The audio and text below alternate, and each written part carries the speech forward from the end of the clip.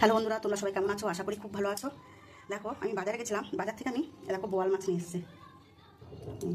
আমি এই বোয়াল মাছটা কীভাবে রান্না করব শেষ পর্যন্ত ভিডিওটা দেখতে থাকো। এখানে দেখো বড়ি নিয়ে নিয়েছি, এখানে আলু কেটে রেখেছি, আর এখানে পেঁয়াজ, রসুন, আদা, 3টে কাঁচা লঙ্কা আর টমেটো। আমি এটা পেস্ট করে নেবো। আমি এখানে ধনে দিয়ে দিলাম, এখানে জিরে দিয়ে দিচ্ছি। আমি ধনেটা একটু ভেজে নেবো। আমি কি 2খানা তেজপাতা, 2টো শুকনো লঙ্কা আমি একটু ভেজে নেবো। আমার মশলাটা ভাজা হয়ে গেছে, আমি তুলে নিয়েছি। আমি এখন নুন হলুদ মেখে নেবো মাছটায়।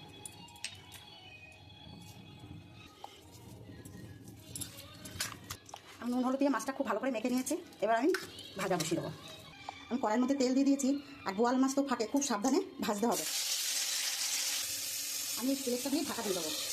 মাছ ভাজাটা ওদিকটা হচ্ছে, তখন আমি মশলাটা বানিয়ে নিই।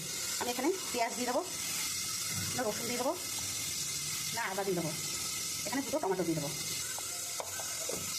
আমি মশলাটা মিক্সারে পেস্ট করে নিচ্ছি। দেখো বন্ধুরা, বোয়াল মাছগুলো এত ফাটছিল, ওই জন্য তোমাদের উঠানোটা দেখিনি। আমার বোয়াল মাছগুলো সব ভাজা হয়ে গেছে।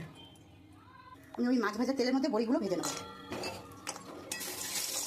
আমার বড়িগুলো ভাজা হয়ে গেছে, আমি এবার তুলে দেবো। আমি ওই তেলের মধ্যে আমি জিরে ফোড়ন দিয়ে দেবো। আমি পেস্ট করা মশলাগুলো আমি এবার দিয়ে দেবো। হলুদ, নুন, লঙ্কা আর 3টে কাঁচা লঙ্কা আমি এখন কেটে রাখা আলুগুলো দিয়ে দেবো।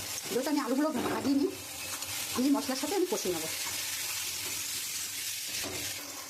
খুব ভালো করে দেখো কষিয়ে নিয়েছি, আর একটু কষাবো। মশলাটা যেটা ভেজেছি আমি এটা ভেজে নেব, এটা আমি বেটে নেবো। এই মশলাটা খুব সুন্দর করে কষিয়ে নিয়েছি। এবার আমি জল দিয়ে দেবো।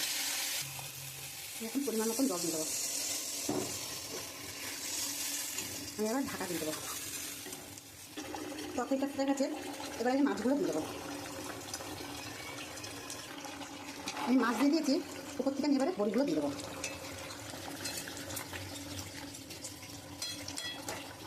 আলু গলে গেছে, আর একটু হবে। আমি বেটে রাখা মশলাটা দিয়ে দেবো। নামানোর আগে একটু গরম মশলা দিয়ে দেবো।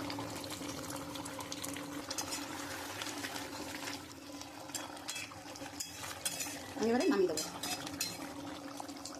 একটু ধনেপাতা দিয়ে দেবো। দেখো বন্ধুরা, আমি বড়ি দিয়ে বোয়াল মাছের ঝোল হয়ে গেছে। আমার যদি এই রান্নাটা তোমাদের ভালো লাগে, তাহলে একটা লাইক, কমেন্ট, শেয়ার করে দিও। আর প্রথম থেকে শেষ অবধি ভিডিওটা দেখার জন্য অনুরোধ রইল। ধন্যবাদ।